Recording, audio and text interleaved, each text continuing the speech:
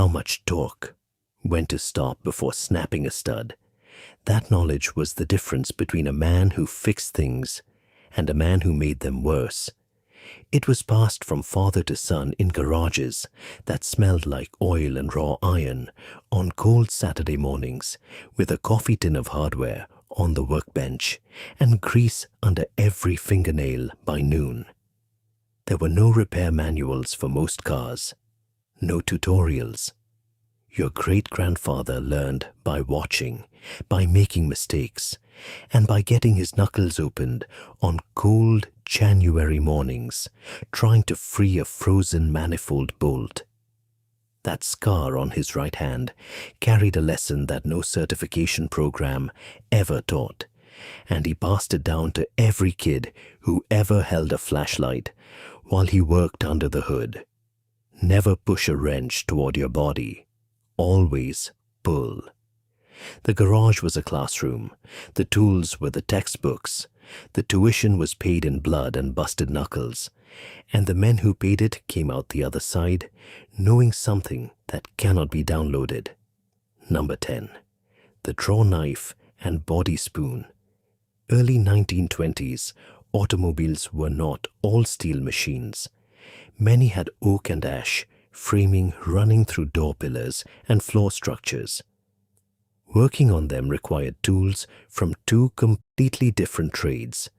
The draw knife was a woodworking blade with handles at both ends, pulled toward the mechanic to shave damaged framing down to sound wood or shape a replacement member. Reading the grain before each stroke, keeping the bevel consistent, never pushing against difficult grain. A good draw knife cost 75 cents in 1921. The body spoon handled the metal side. A long-handled tool with a flattened, curved end inserted behind a body panel through an access hole, used to push dents outward from behind without removing the panel. The spoon distributed force over a wide area, preventing the stress fractures that concentrated hammer pressure left in thin-gauge sheet metal.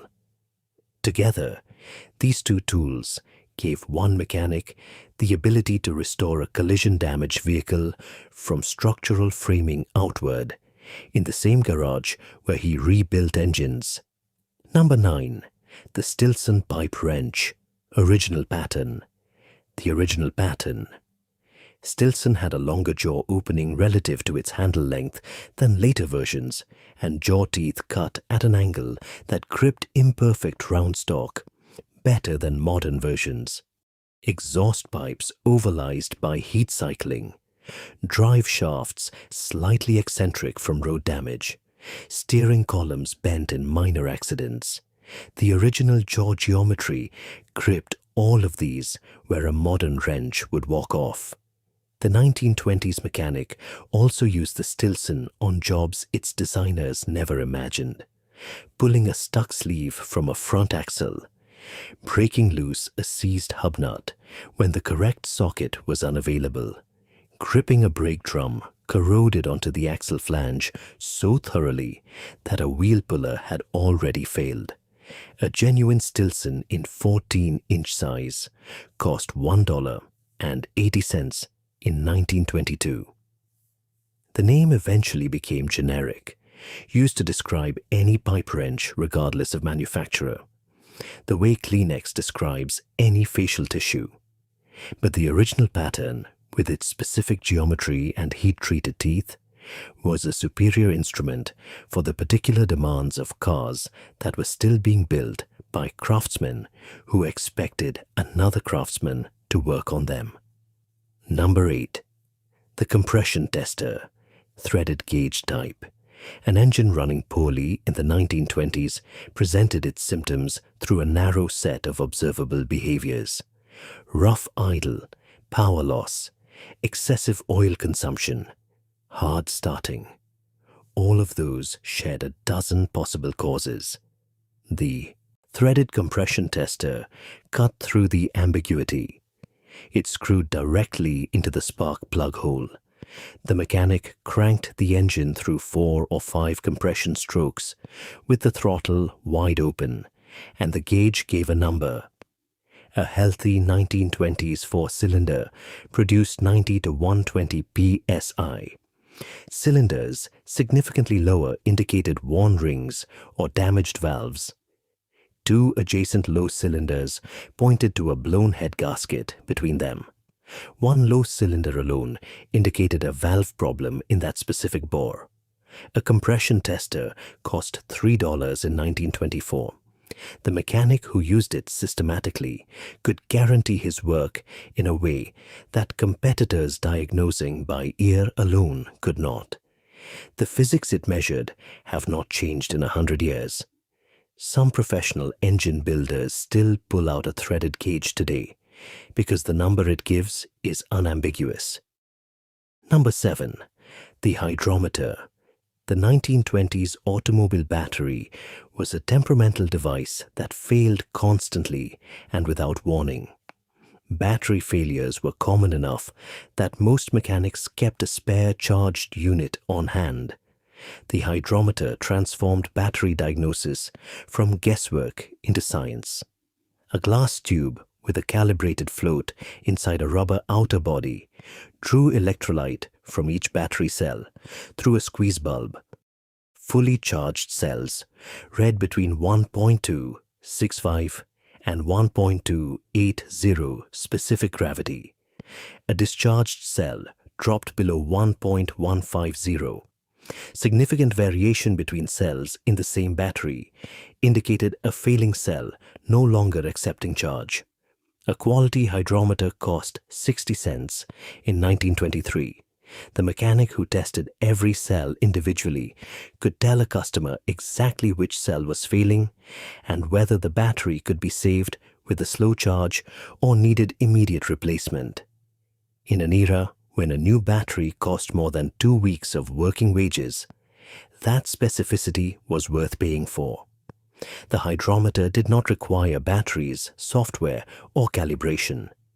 It required only chemistry that has not changed since the 1850s. Number 6. The carbon scraper set.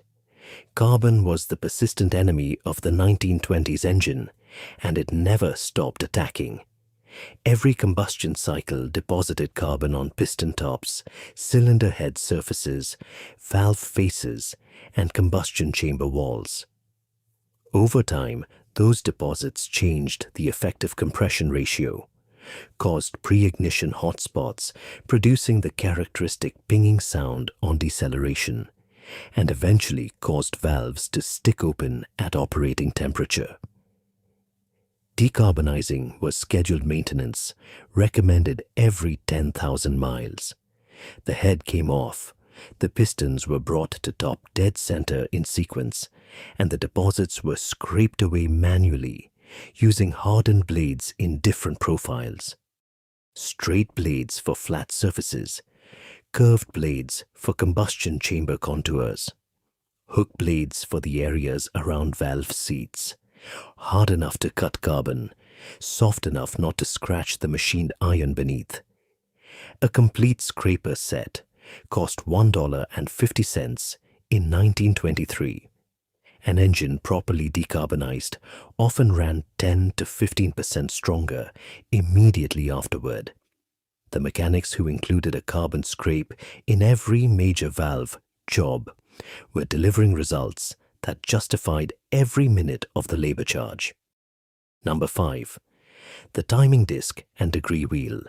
Setting ignition timing in the 1920s separated mechanics who understood engine physics from those who adjusted until it ran and called it finished.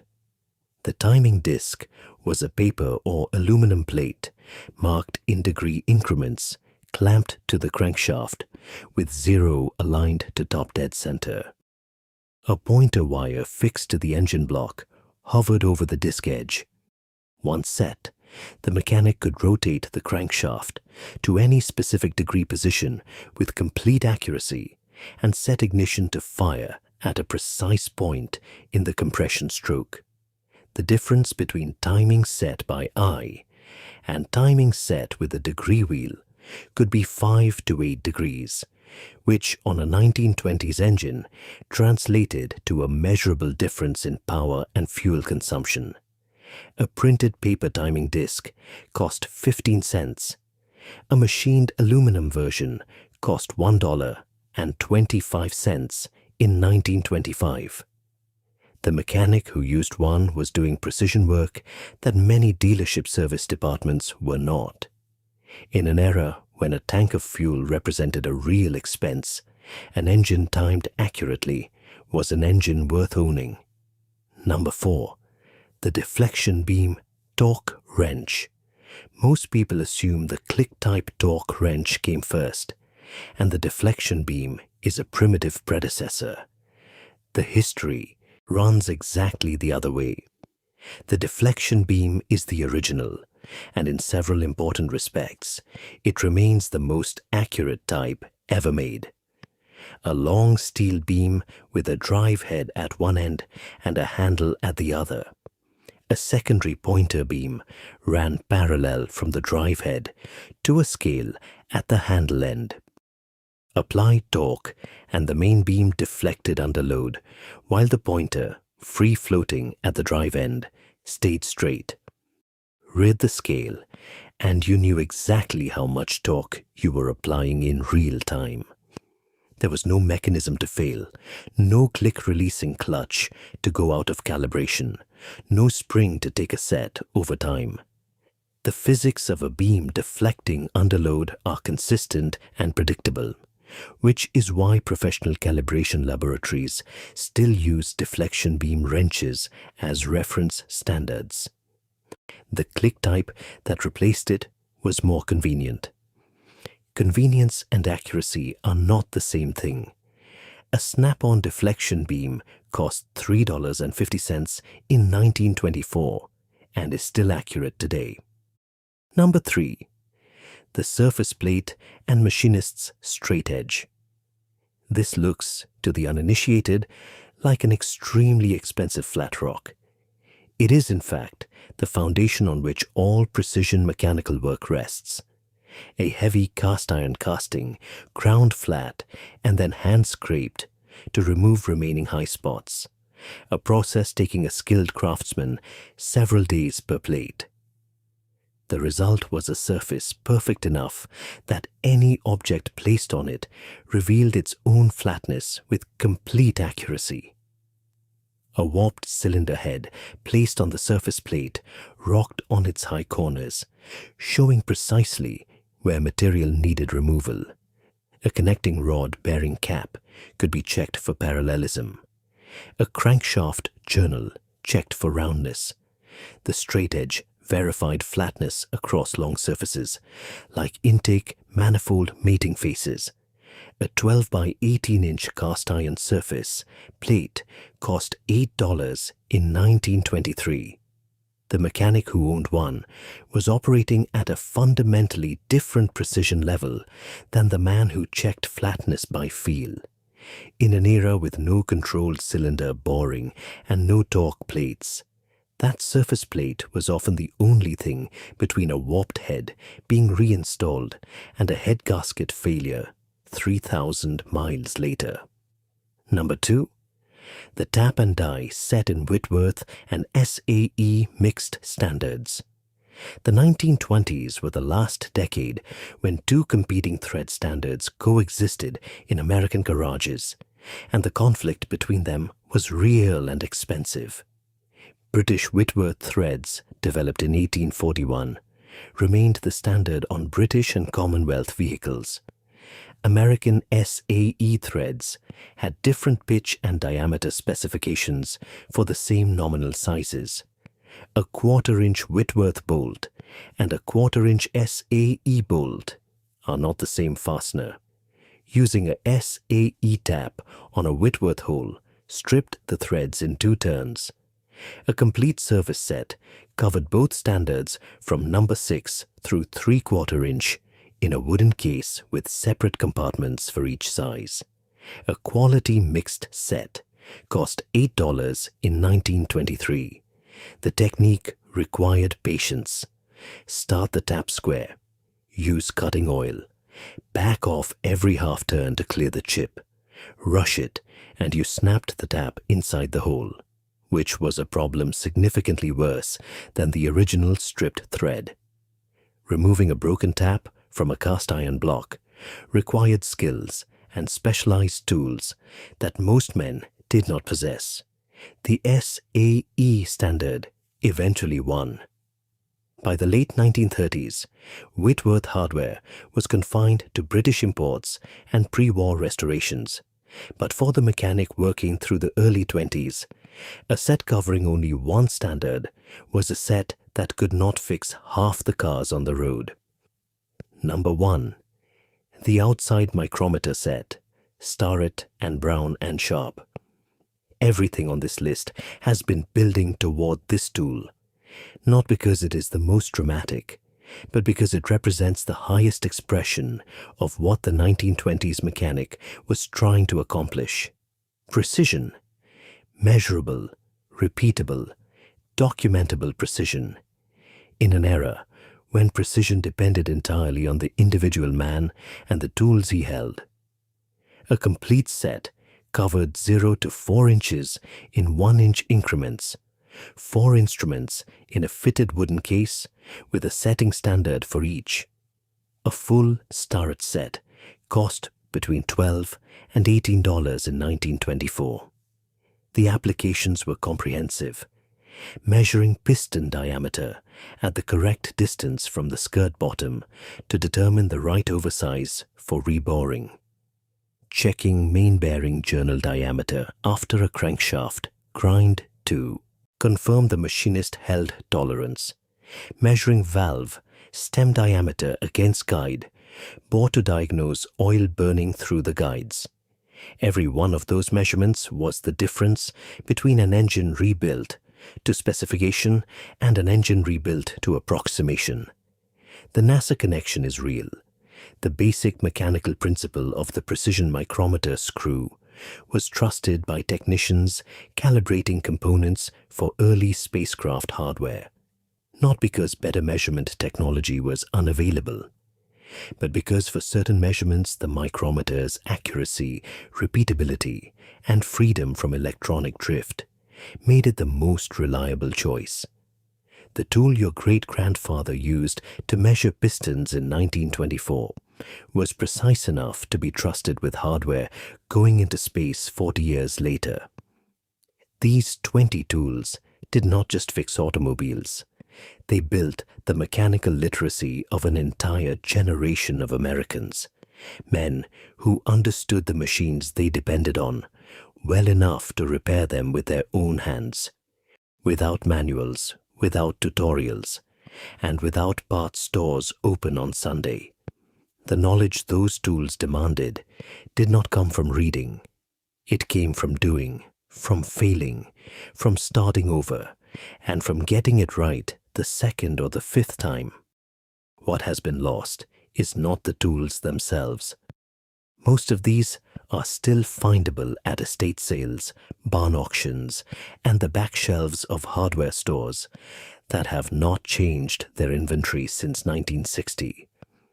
What has been lost is the assumption that understanding your machine is a basic obligation of owning one.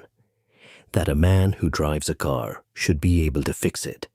That a man who works with his hands should know what each tool in his box actually does and why.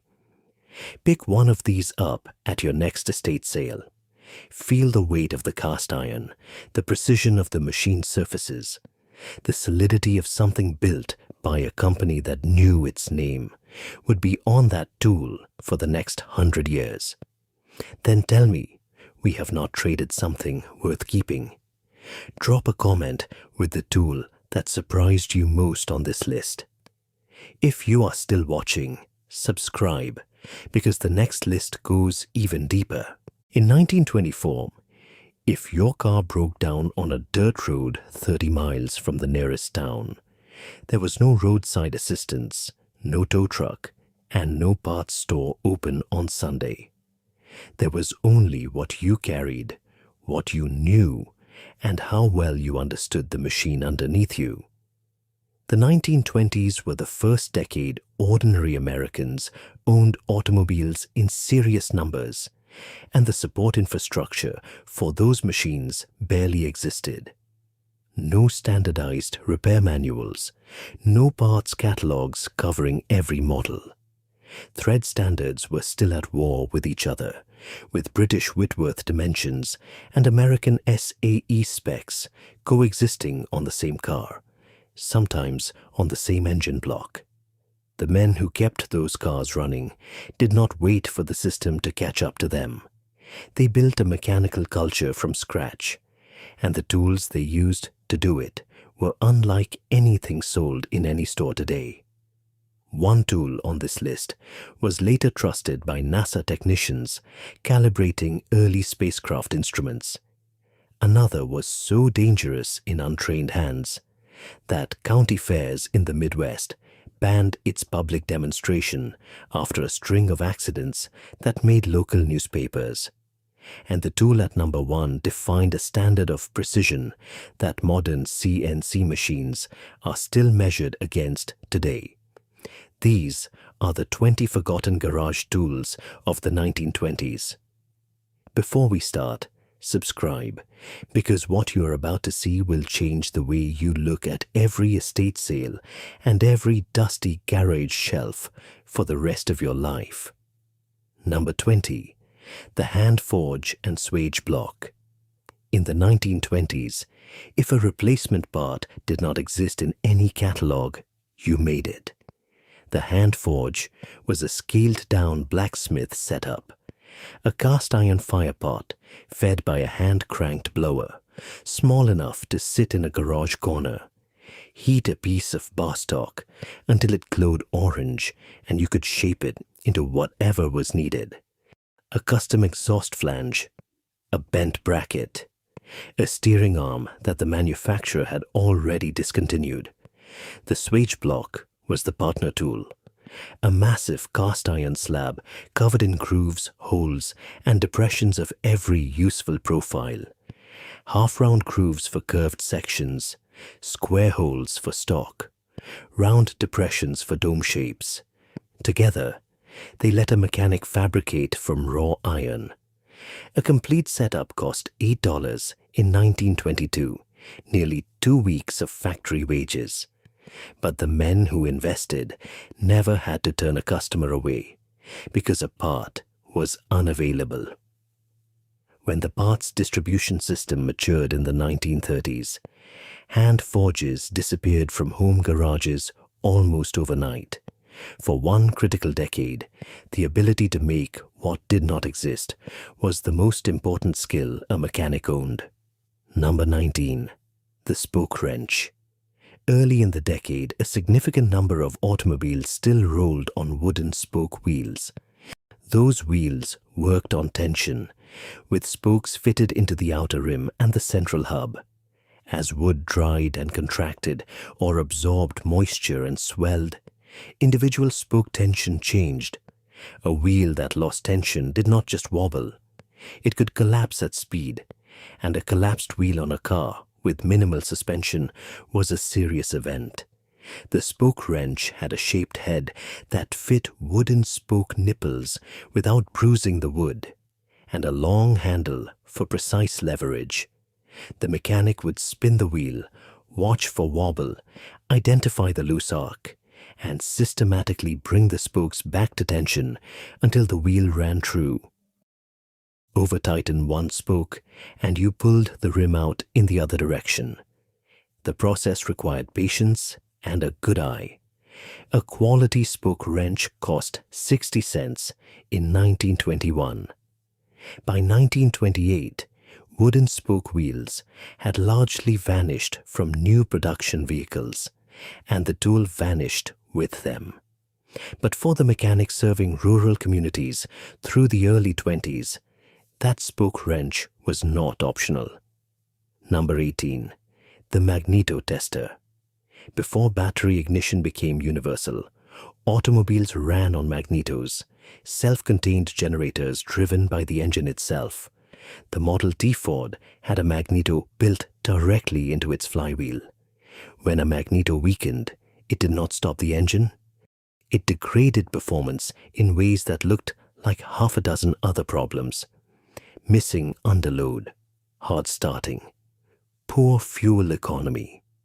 Without the right tool, a mechanic could chase those symptoms through the carburetor and valves all afternoon.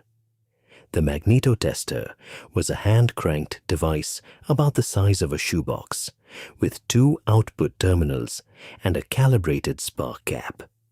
You disconnected the magneto lead, connected the tester, cranked it to match engine speed, and watched the spark. A strong magneto produced a fat blue-white arc that cracked audibly. A weak one gave a thin orange flicker. No spark meant the coils were gone. A complete tester cost $4 in 1923. When battery ignition became dominant through the late 20s, the magneto tester became specialized equipment used only by aircraft and marine mechanics. But during the decade when half the cars on American roads still ran on magnetos, this hand-cranked box was the difference between a correct diagnosis and an expensive guess. Number 17. The floor lever pump. This was not a hand pump. This was a cast-iron monument to pneumatic force, bolted to the garage floor, standing 4 feet tall, with a lever arm long enough to require both hands and full body weight. High-pressure clincher tires of the era required 60 to 80 psi, and achieving that with a small hand pump was a genuine physical ordeal. The floor pump's long lever multiplied downward force into high-pressure air through a leather piston inside a heavy cylinder. A gauge mounted on the side let the mechanic watch pressure climb with each stroke. A complete unit with integrated gauge cost $12 in 1922. Every serious garage had one. Every service station appearing along new paved roads had one. The mechanic who did not own one either sent customers to a competitor or spent 30 minutes hand-pumping a tire when he could have been doing paid work.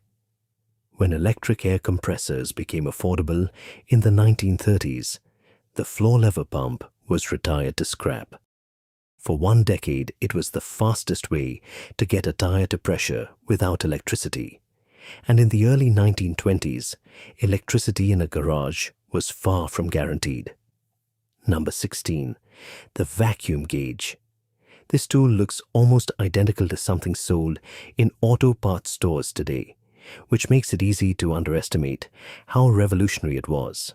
Screwed into the intake manifold, the vacuum gauge read engine, health, in real time from a single port. A steady needle between 17 and 22 inches of mercury meant a healthy engine. A needle that drifted slowly indicated a carburetor mixture problem. A needle that fluctuated rhythmically pointed to a specific leaking valve. A needle reading low but steady revealed retarded ignition timing. A needle that dropped on deceleration exposed worn piston rings. One instrument, one connection, complete diagnostic picture. A quality vacuum gauge cost $2.50 in 1924. The mechanic who understood how to read it could diagnose a leaking valve, adjust a carburetor, and verify timing in sequence with one tool, while a competitor was still diagnosing by sound and instinct alone. When electronic engine analyzers arrived in dealership shops decades later, the vacuum gauge was dismissed as primitive. Professional engine builders still use them today because the physics have not changed. Here is something the tool companies do not want you to think about. Every tool on this list so far cost under $15. The entire garage toolkit your great-grandfather needed to work at a professional level in 1924 cost less than $100 total. Adjusted for inflation, that is roughly $1,200 today. Walk into any tool store right now and price out a comparable set of modern diagnostic equipment. You are looking at $3,000 minimum, and that equipment has software that goes obsolete in 3 years, batteries that fail in 5, and plastic housings that crack if you set them down wrong off the tailgate. Your great-grandfather's tools are still accurate 80 years later. Some of them have never been recalibrated because they do not need to be. The physics they measure have not changed. The planned obsolescence driving modern tool manufacturing did not exist in the 1920s. Companies built tools to last because their reputation depended on it. Miller's Falls, Starrett, Brown and Sharp, Snap-on. Those names meant something specific. A man who bought a Starrett micrometer in 1924 handed it to his son in 1950, and that son handed it to his son in 1975. Try handing your grandson a Bluetooth diagnostic tool from 2024 in 50 years and see what he can do with it. Number 15. The valve spring compressor, C-clamp style. The flathead engine that dominated the 1920s placed its valves in the block beside the pistons, making the entire valve train visible when you pulled the head. Working on those valves still required compressing springs under significant tension, and doing that without the right tool was an invitation to injury.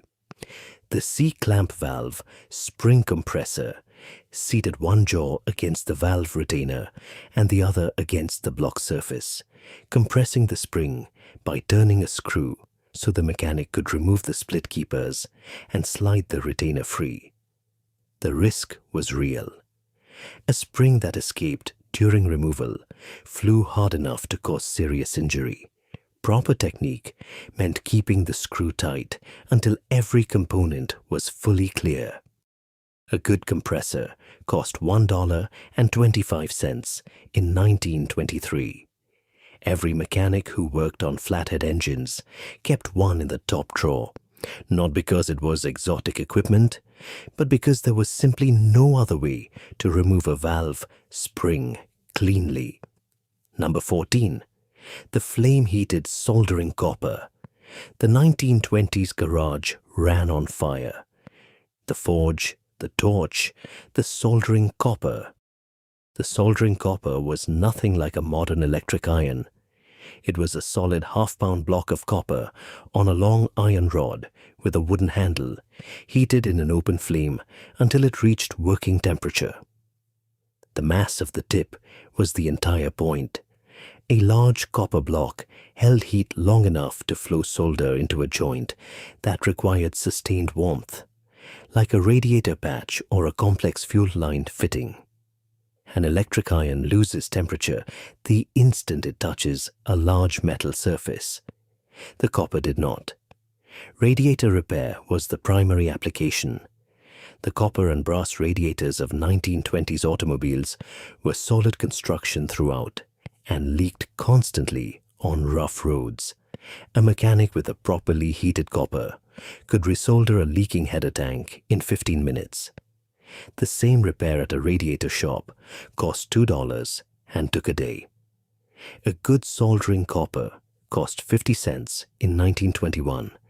Some restoration shops still use flame-heated coppers deliberately because for certain heavy brass joints, nothing produces a cleaner bond. Number 13. The micrometer screw gauge. A mechanic in the 1920s who owned a micrometer was operating at a different professional level than the man who did not. The tool measured dimensions to 1/1000th of an inch, introducing the language of numbers into engine work at a time when most garage repairs were done by feel and experience. Measuring a piston diameter, comparing it to the cylinder bore, calculating the clearance, and knowing whether the engine was within specification or worn past usability. A flathead engine assembled with incorrect piston clearances, either seized from insufficient thermal expansion room or burned oil from excessive slop. Both failures were expensive. The micrometer prevented both. A Starrett or Brown and Sharp micrometer cost between $3 and $5 in 1924. Men who owned one kept it in a felt-lined wooden case, cleaned the measuring faces before each use, and stored it carefully. It was not just a tool, it was proof of professional intention, and every customer who saw it on the workbench understood that the man holding it was serious about accuracy. Number 12. The reface tool and valve seat cutter. Carbon buildup on valve faces was not a maintenance inconvenience in the 1920s. It was an engine-killing problem that happened on a predictable schedule. The leaded fuels, crude valve metallurgy, and undercooled flathead engines combined to produce deposits that could hold a valve partially open within 10,000 miles. The reface tool held a hardened cutting bit at precisely the correct angle and resurfaced the conical valve face-by-hand rotation, removing a thin uniform layer to expose fresh steel. The matching seat cutter used a pilot rod in the valve guide to stay perfectly aligned while recutting the seat in the block. A complete set cost $6 in 1923. The mechanic who owned one and knew how to use it performed valve jobs in a home garage that matched machine shop quality without the machine shop bill. It was one of the skills that separated the serious amateur from the man running a legitimate repair business out of his garage. Number 11. The expandable cylinder hone. A worn or scored cylinder could not be cleaned and reused. The bore needed restoration before new rings would seal. In a professional shop, a boring bar recut the cylinder to oversize. In a 1920s home garage, the hand hone was the alternative. 3 abrasive stones on a spring-loaded cage contacted the cylinder wall uniformly around the circumference. The mechanic adjusted the expander until the stones made light contact, chucked the shaft into a hand brace, and worked the hone through the stroke with consistent rhythm. The crosshatch pattern left behind provided the oil retention surface new rings needed to seat. Too fast and the stones glazed. Too slow and the cut was uneven. The sound changed as the bore improved, from rough scraping to a smooth hiss as the stones met less resistance. A complete hone body cost $2.50 in 1922. In rural areas where machine shops were rare, this hand tool was the only option for restoring a bore without sending the block away. And in the early 20s, sending anything away and waiting was not always a practical option. Here is what most people miss about 1920s garage culture. The knowledge was the tool. Any man could buy a wrench. Knowing which wrench